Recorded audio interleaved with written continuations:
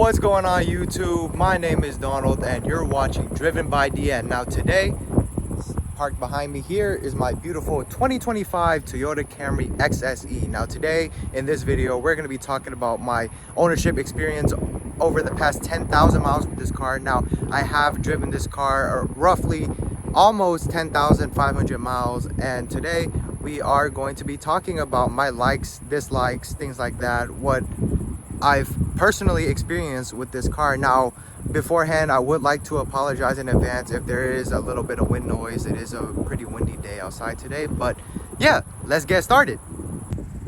All right guys, here is the beautiful 2025 Toyota Camry XSE.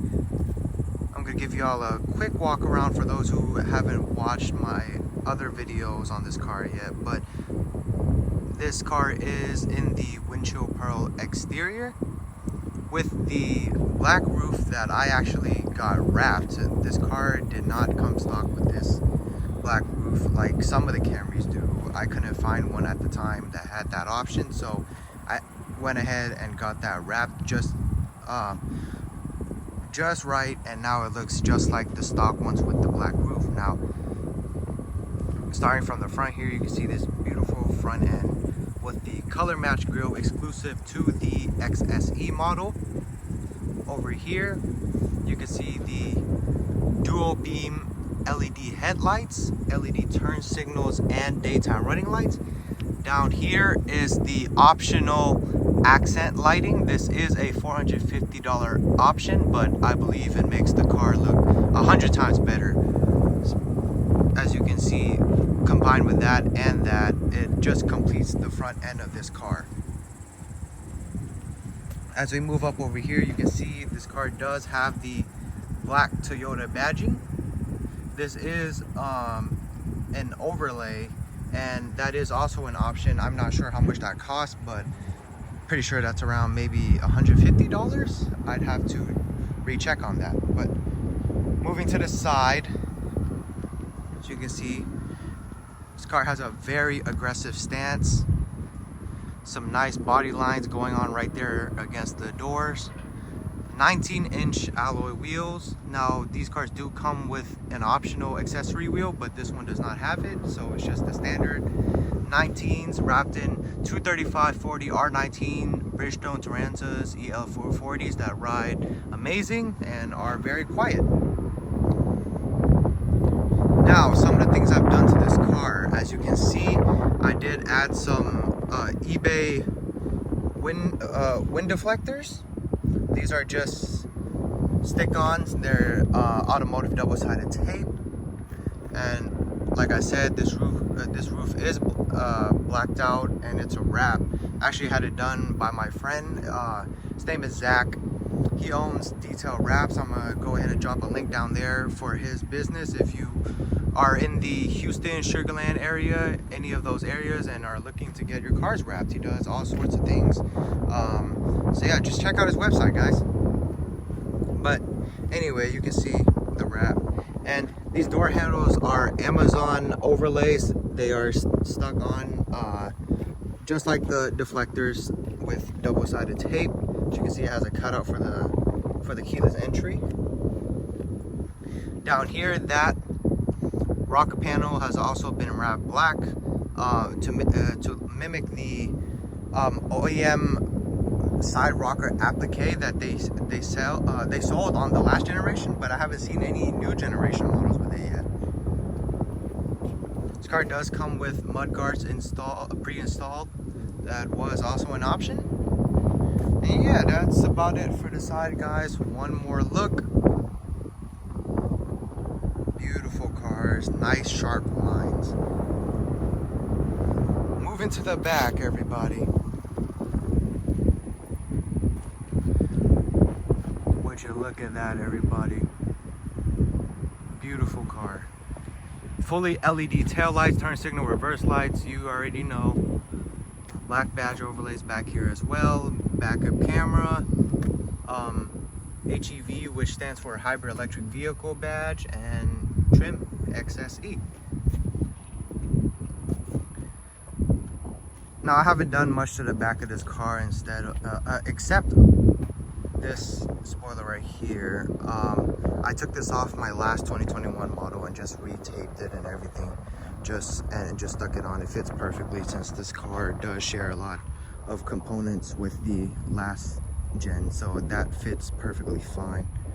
But yeah, well, while we're already back here, let's go ahead and start with something that I don't like about this car.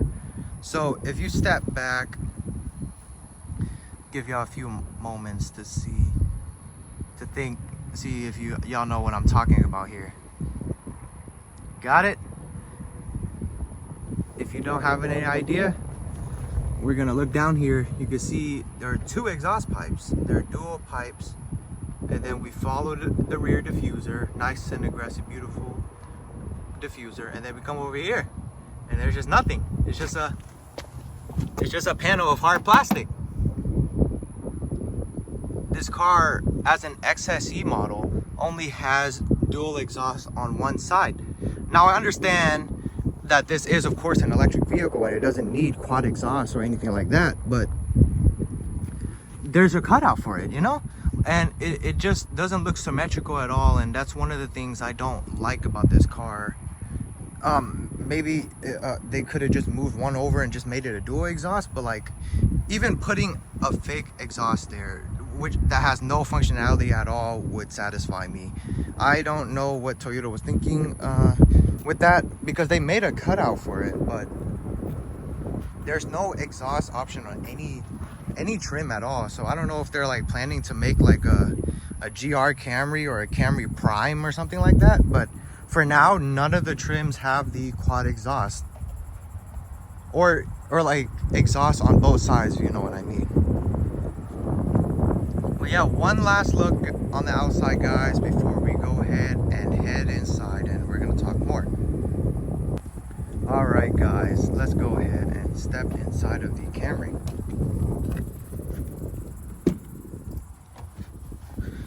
As you can see, beautiful red interior with the panoramic sunroof, which I do have closed right now, but sunroof does go all the way back. Beautiful red interior, perforated leather seating. All right, let's go ahead and hop inside, guys. Go ahead and start it too. It is push button start.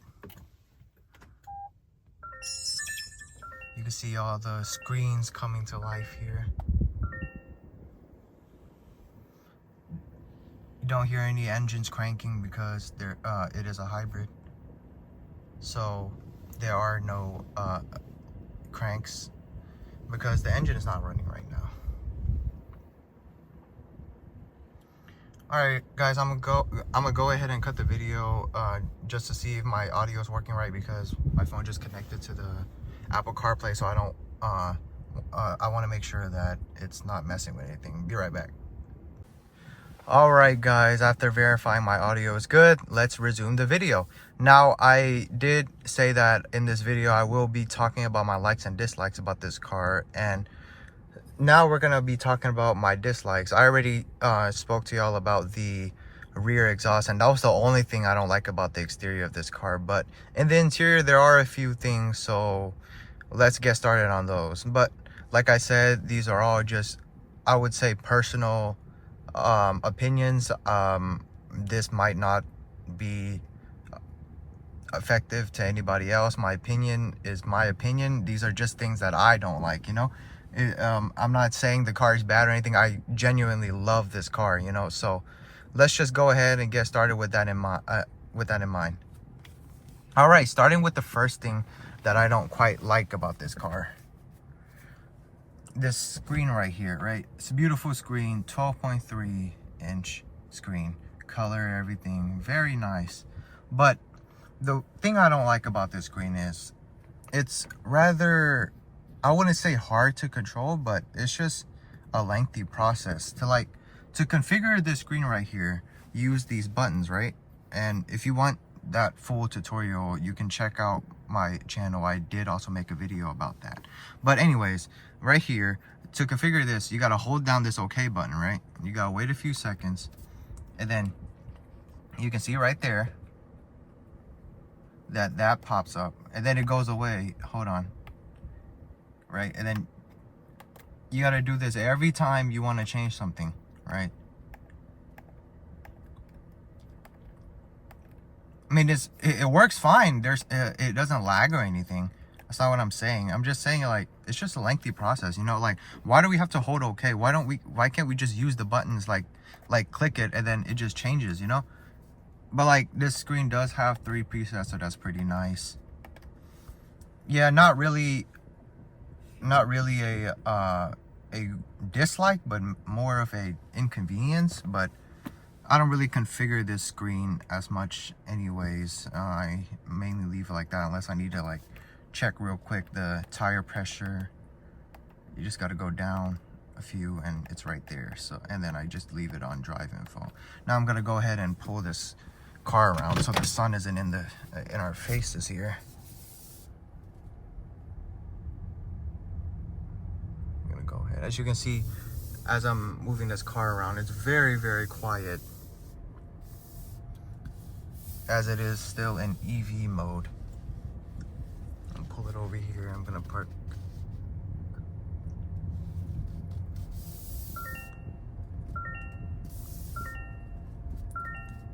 Okay, right here is fine. See, I didn't even think I was gonna talk about that because I never really thought about it, but that seatbelt chime is annoying. Like, it goes off so fast and so loud. And get me, I know I should be wearing my seatbelt, right? But like, when I'm like moving like 10 feet like that, it just screams at me, you know? And like, it's, I understand it's a safety feature, it's good to have, but like, it gets annoying, you know? But anyways, on to the next thing I don't like about this car. All right, as y'all can see, I have focused my camera onto the passenger seat, and this is where my next dislike comes in. Right here, this headrest. If we look at it from this angle, right, you can see the back of the seat right here.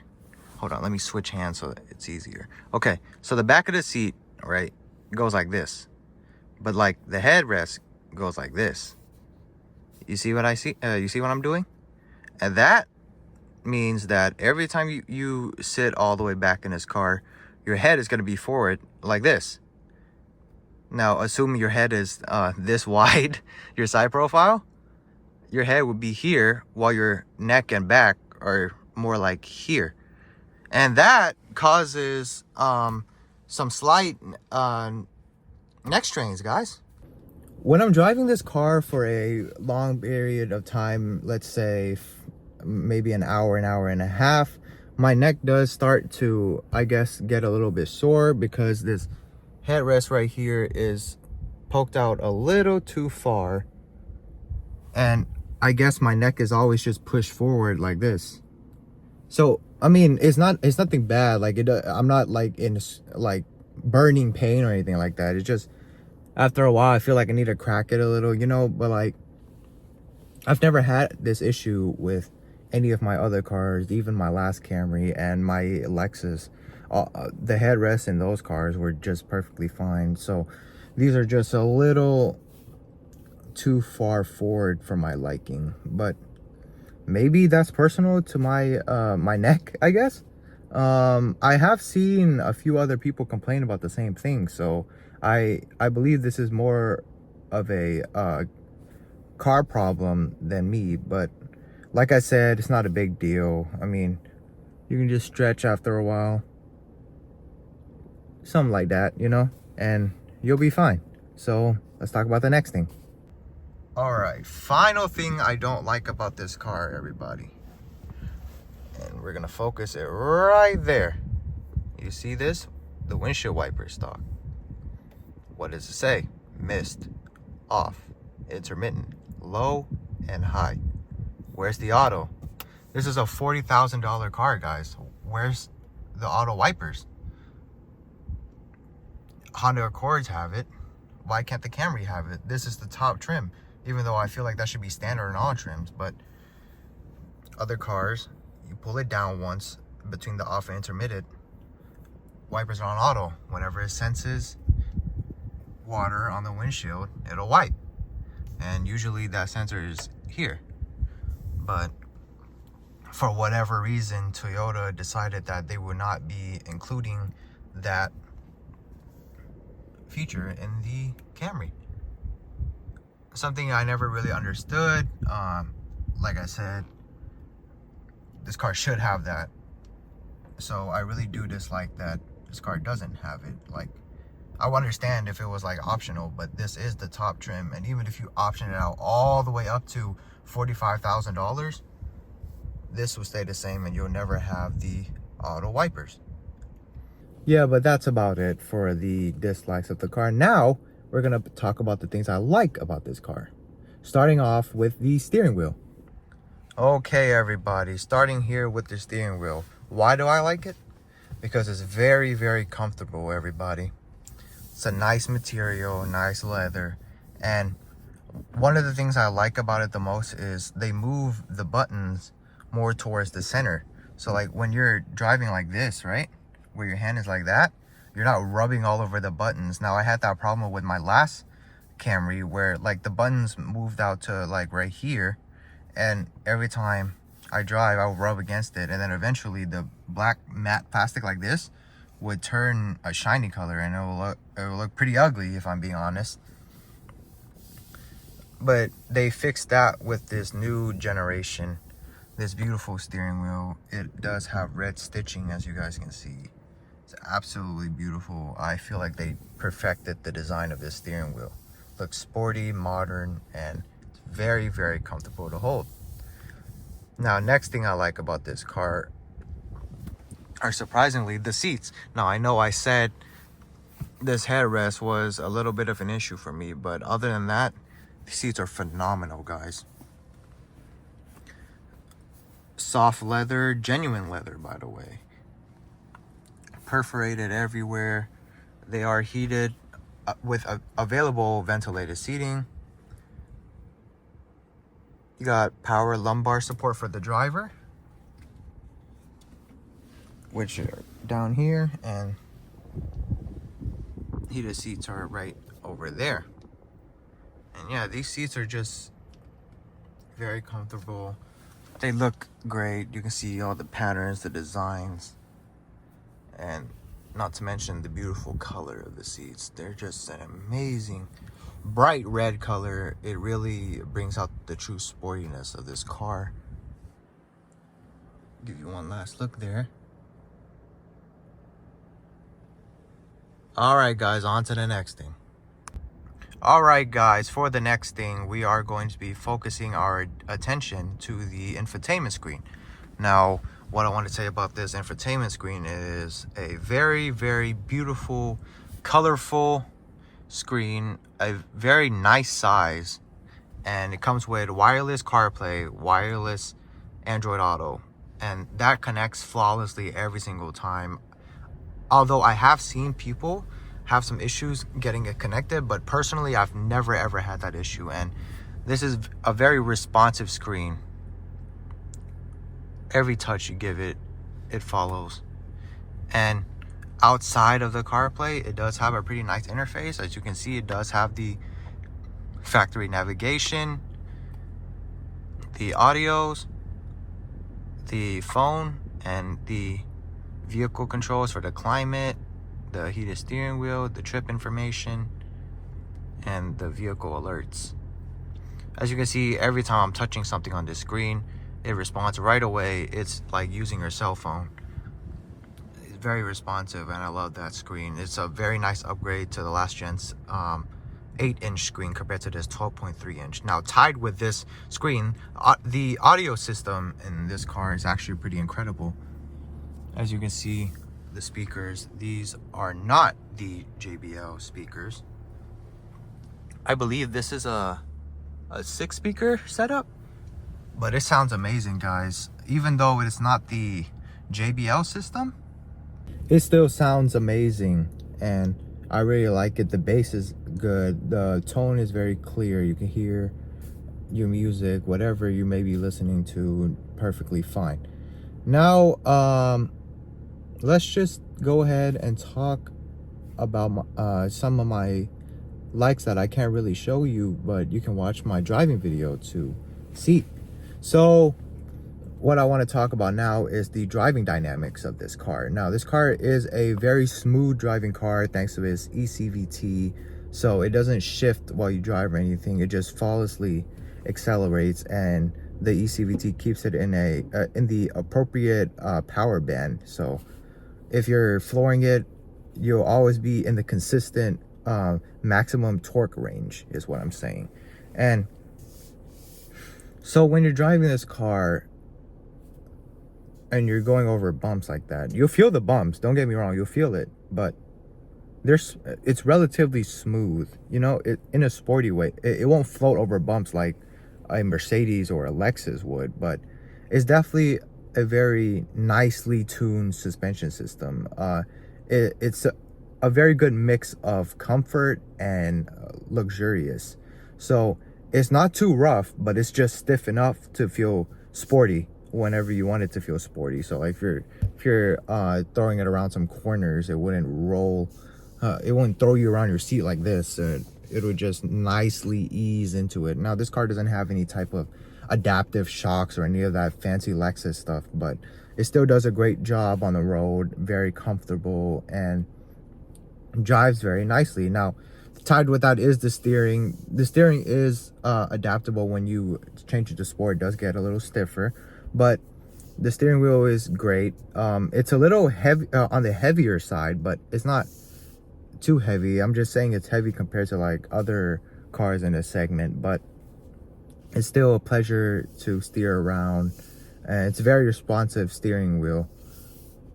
You can throw it around corners and all that, no issue at all, and you'll feel like you're in control the entire time.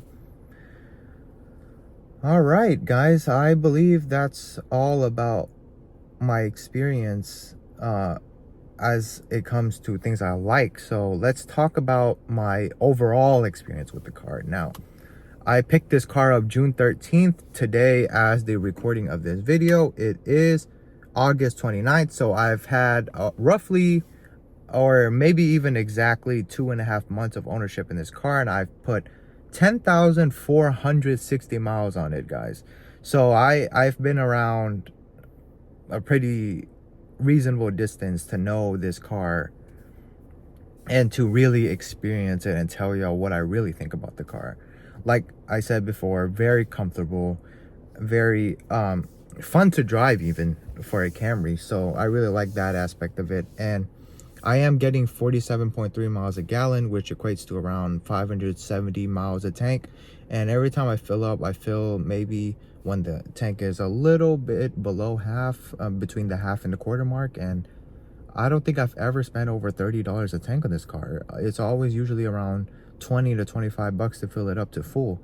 So it is very efficient, and it uses little gas, and tank's only 13 gallons, but I've had it down to almost empty, and it only lets you fill up like 10. So I assume there's some type of like reserve so that you won't damage your fuel pump if you drive your car all the way down to empty. But yeah, very efficient car. Toyota's 5th gen hybrid system works very, very well.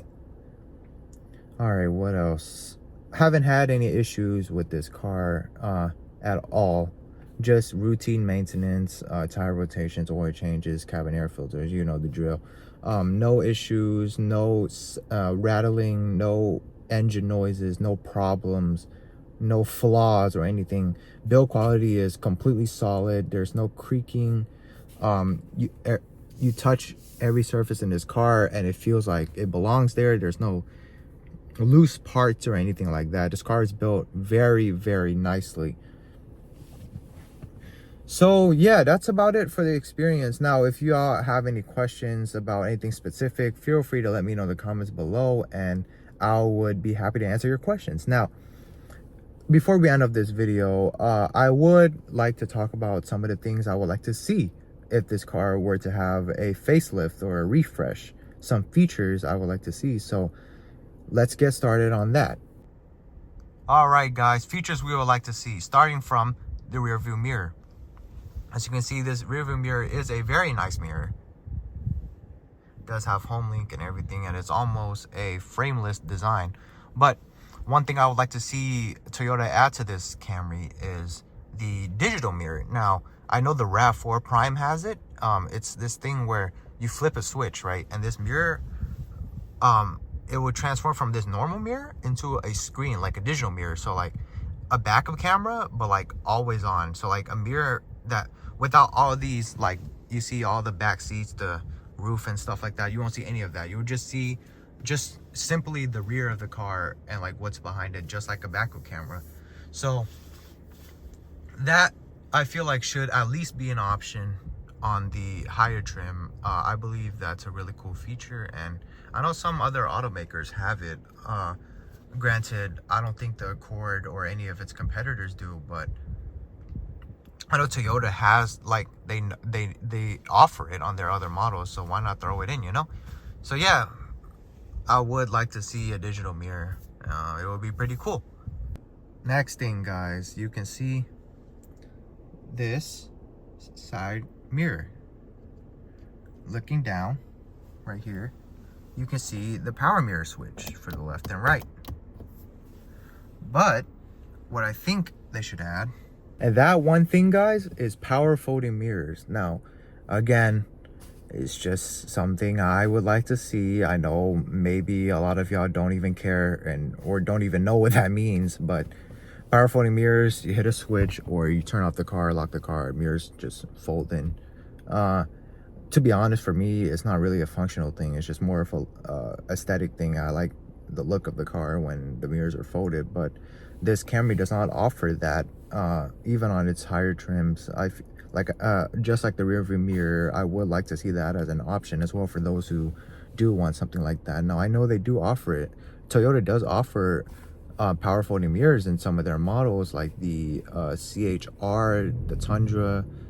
Like, it's there. Like, they know the technology, and almost all the Lexus models have it. So I feel like for the Camry, it should at least be optional, you know, like just little convenience features like that really make the car.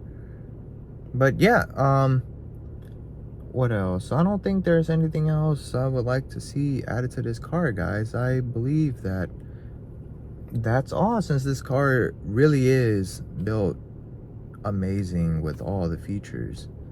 So I think I'm gonna go ahead and end off the video here, guys. So summary of the video, basically some of my dislikes are the controls for the screen, the headrest, and I believe that was about it. And the exhaust for my dislikes, and my likes, basically the rest of the car, you know, steering wheel, comfort, the way it drives, the efficiency, 47.3 miles a gallon. So everything about this car I love. The screens, the technology, the driving experience. Very, very well put together car in general. So yeah, so that's about it, guys.